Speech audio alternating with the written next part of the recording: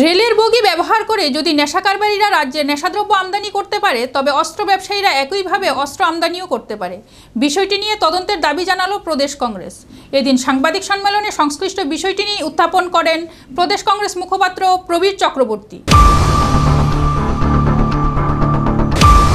রাজ্যের নেশা কারবারের বারবারন্তে উদ্বেগ প্রকাশ করল প্রদেশ কংগ্রেস। সোমবার সাংবাদিক সম্মেলন করে এই বিষয়ে উদ্বেগ প্রকাশ করে প্রদেশ কংগ্রেস প্রবক্তা প্রবীর চক্রবর্তী অভিযোগ করে বলেন, নেশা তরুণ প্রজন্মকে ধ্বংস করে দিচ্ছে। একদিকে ধর্মীয় উন্মাদনা ছড়িয়ে এবং অপরদিকে যুব সমাজকে মাদকাসক্ত করে রেখে মূল সমস্যা থেকে দূরে সরিয়ে রাখা হচ্ছে। তিনি আরও জানান, এক সমীক্ষায় দেখা গেছে রাজ্যের বেকারদের মধ্যে 90% নেশাখোর। সাধারণের মধ্যে এর শতকরা হার 65%। তিনি আরো জানান, অস্ত্র কারবারীদের সাথে নেশা কারবারীদের যোগসূত্র থাকতে পারে। নেশা কারবারীরা যদি রেলকে ব্যবহার করে রাজ্যে নেশাদ্রব্য আমদানি করতে পারে, তবে সন্ত্রাসবাদীরা এবং অস্ত্র ব্যবসায়ীরা একইভাবে রাজ্যের অস্ত্রও আনতে পারে। বিষয়টি নিয়ে সূক্ষ্ম তদন্তের প্রয়োজন বলে জানান তিনি। সকলেই একটা কথা, নেশা নিয়ে অন্য বিষয় নিয়ে তো বলে, এগুলি বলে আমি আগেই বলেছি, সময় নেব না। সকলেই বলে যে এই নেশা বাণিজ্য, নেশা পাচার বা নেশাসক্ত মানুষের সংখ্যা বৃদ্ধি সবটাই পূর্বতন সরকারগুলির সৃষ্টি। তারাই এটা করে গেছে।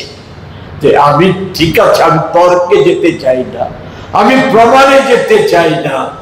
এই যে ওয়াগন ভর্তির নেশা সামগ্রী বা 7.5 বছরে যে নেশা সামগ্রী গোটাপি হোক অন্যভাবে উদ্ধার হয়েছে, এই সব কি ওই 7.5 বছর আগে মজুদ ছিল রাজ্যে?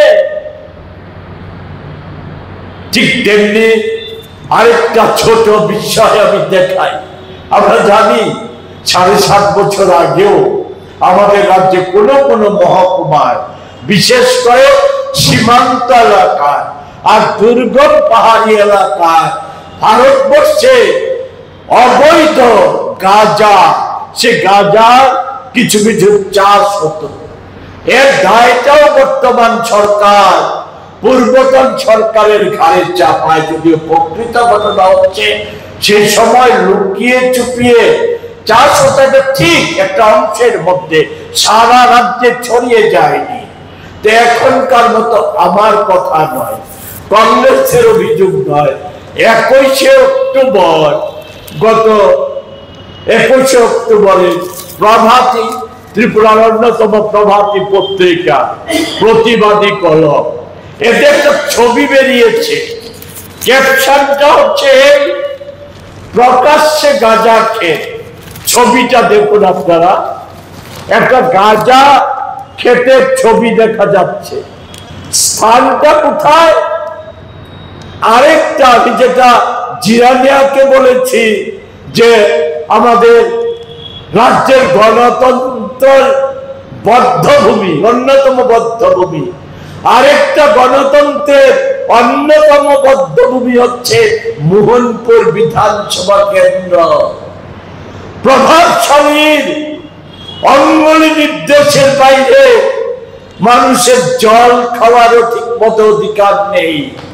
সেই মোহনপুর বিধানসভা কেন্দ্রে গাঁজা চাষ হচ্ছে রমরমিয়ে। পত্রিকায় ছবি প্রকাশিত হয়েছে 21শে অক্টোবর। আজ কত? 28শে অক্টোবর, তাই না? মিথ্যে যদি হতো, অসত্য যদি হতো, পরিকল্পিত ছবি যদি হতো, তাইলে তো প্রতিবাদ করার কথা ছিল। ঠিক তেমনি জিরানিয়া গাঁজাকাণ্ড, ওয়াগন ভর্তি গাঁজাকাণ্ডের পর প্রচার মাধ্যমে নানা প্রভাবশালী সহ তাদের আত্মীয় পরিজনদের বিবরণ, এর সাথে যুক্তের বিবরণ উঠে আসার পর আমরা দেখছি না সরকার, না সংশ্লিষ্ট প্রভাবশালী ব্যক্তিবর্গ কারোর কোনো প্রতিবাদ, না ওই পত্রিকা প্রচার মাধ্যমের সম্পর্কে, না কারোর সম্পর্কে কোনো প্রতিবাদ লক্ষ্য করা যাচ্ছে না। আরো আমরা আশ্চর্য হয়ে গেলাম। এত বড় ঘটনা, যেটা দেশের নিরাপত্তার সাথে সত্য। আমি শুধু আপনাদের স্মরণ করিয়ে দিতে চাই অমিত শাহর কথা ধরে, যে এটা সন্ত্রাসবাদীদের সাথে যোগসূত্র আছে আমাদের রাজ্যের। সাংবাদিক সম্মেলনে প্রদেশ কংগ্রেস মুখপাত্র প্রবীর চক্রবর্তী আরো জানান, সরকার এবং প্রশাসন নেশার বিরুদ্ধে ব্যবস্থা গ্রহণ না করলে রাজ্যব্যাপী বৃহত্তর আন্দোলন গড়ে তুলবে প্রদেশ কংগ্রেস। নিজস্ব প্রতিনিধি রিপোর্ট, এশিয়ান টাইমস।